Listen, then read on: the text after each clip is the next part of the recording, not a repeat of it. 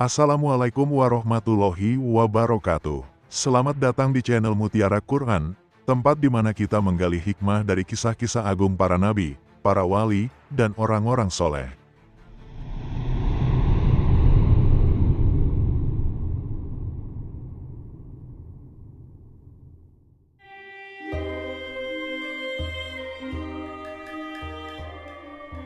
Manqobah ke-53, Syekh Abdul Qadir wafat. Menjelang akhir hayat Syekh, malaikat Israel datang mengunjungi Syekh di kala matahari akan terbenam keperaduannya. Malaikat Israel itu datang membawa surat dari Allah Subhanahu wa Ta'ala untuk Syekh dengan alamat sebagai berikut: Yasilu hazal maktubu minal muhibi ilal mahbubi. Surat ini dari Zat Maha Pengasih disampaikan kepada wali yang dikasihi. Kemudian surat tersebut diterima oleh putranya yang bernama Sayyid Abdul Wahab. Setelah diterima, masuklah dia bersama malaikat Israel. Sebelum surat diberikan kepada Syekh, beliau sudah mengerti bahwasannya beliau akan pindah ke alam uluwi, alam tinggi, yakni meninggal dunia.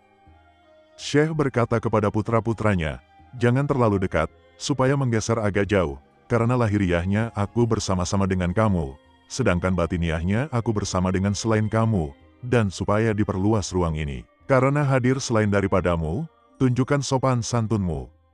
Siang dan malam harinya, tak henti-hentinya beliau mengucapkan, "Waalaikumsalam warahmatullahi wabarakatuhu, ghafarallahu li walakum, ta'aballahu, alaya waalaikum, bimilahi qailu mundina." Dan membaca, "Wadhulu fi sofil awali, izan ajiyu ilaikum, rifkon waalaikumsalam, alaikum, alaikum." Dan dibaca, "Kofiu atalul haku wa sakarotul mauti." Beliau berpesan, "Jangan ada yang menyampaikan apapun kepada aku, karena aku sedang bola-balik dalam lautan ilmunya Allah." Lalu dibacakan, "Istakmir bil kala bil haki, ala la ilaha illallah, la yahsal fautu. Subhanallahu men ta'azzaza bil kudroti wa qori, iba dahu bil mauti la ilaha illallahu, subhanahu wa ta'ala walahayil lazi la yahsal gautsu. Subhana men ta'azzaza bil kudrotika wa qori ibadahu bil mauti la ilaha illallahu Muhammadur Rasulullahi, ta'azzaza, ta'azzaza. Allahu, Allahu, Allahu," dengan suara nyaring. Lalu suara lembut tidak terdengar lagi, dan meninggallah Ridwanullahu anhu. Syekh wafat pada malam Senin Ba'da Isya, pada tanggal 11 Rabiul Akhir tahun 561 Hijriyah atau 1166 Masehi, pada usia 91 tahun.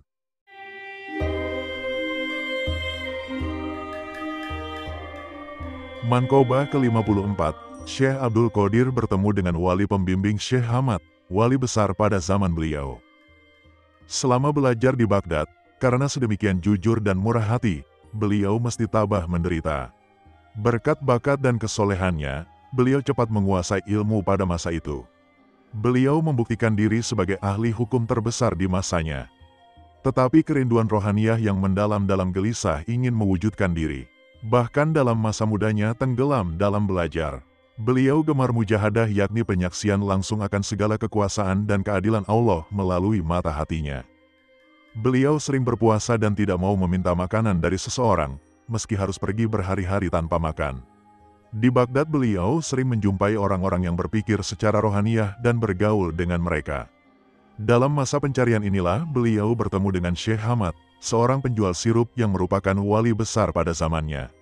Lambat laun wali ini menjadi pembimbing rohani Syekh Abdul Qadir. Syekh Hamad adalah seorang wali yang sangat keras, karenanya diperlakukan sedemikian keras sufi yang sedang tumbuh ini. Namun calon gauts ini menerima semua ini sebagai koreksi bagi kecacatan rohaninya.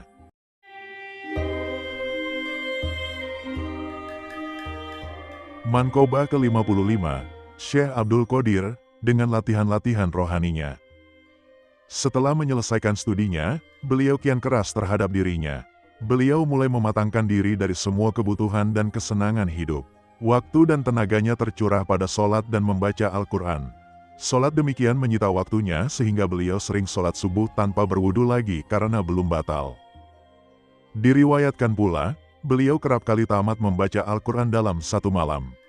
Selama latihan rohaninya ini, dihindarinya berhubungan dengan manusia, sehingga beliau tidak bertemu atau berbicara dengan seorang pun. Bila ingin berjalan, beliau berkeliling padang pasir. Akhirnya beliau tinggalkan Baghdad dan menetap di Syusar, 12 hari perjalanan dari Baghdad. Selama 11 tahun beliau menutup diri dari keramaian dunia. Akhir masa ini menandai berakhirnya latihannya. Beliau menerima nur yang dicarinya. Dari sifat kehewanannya kini telah digantikan oleh wujud mulianya. Manqobah ke-56, Syekh Abdul Qadir melaksanakan kegiatan ibadahnya dan wirid yang beliau baca. Diriwayatkan, para ulama menerangkan bahwa Syekh Abdul Qadir mempunyai murid yang tetap sebanyak 60 orang. Mereka belajar tiap hari. Bagi mereka yang tidak mempunyai pena, Syekh memberi hadiah baginya, dan mereka yang ingin mempunyai sejarah silsilah guru, beliau sendiri yang menulisnya. Apabila beliau batal dari wudhu, beliau melaksanakan mandi wajib pengganti wudhu. Pernah terjadi pada suatu malam beliau menderita sakit perut, sampai 50 kali beliau bolak-balik pergi ke kakus untuk qodho hajat. Dan setiap balik itu selalu beliau melaksanakan mandi wajib.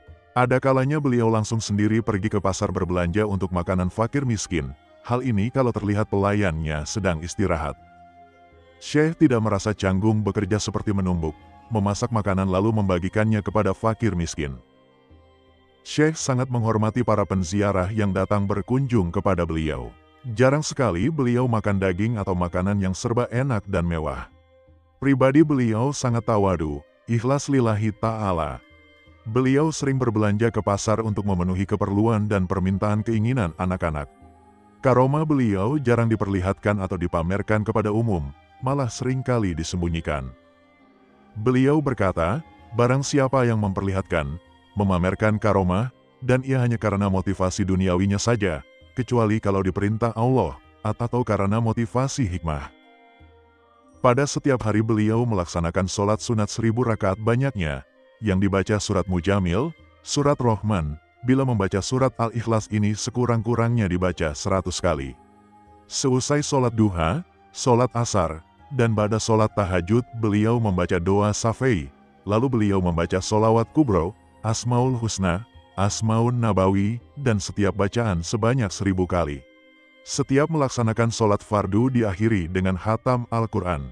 Tiap malam beliau membaca Asma Arbainiyah 600 kali banyaknya, demikian pula pada siang harinya. Setiap kisah adalah cahaya, setiap perjalanan adalah pelajaran, dan setiap hikmah adalah mutiara berharga bagi kehidupan kita. Mari kita renungkan bersama dan ambil inspirasi dari perjalanan mereka yang penuh cahaya petunjuk. Jangan lupa like, share, dan subscribe, agar tidak ketinggalan kisah inspiratif lainnya. Sekian dan terima kasih. Mutiara Quran undur diri. Wassalamualaikum warahmatullahi wabarakatuh.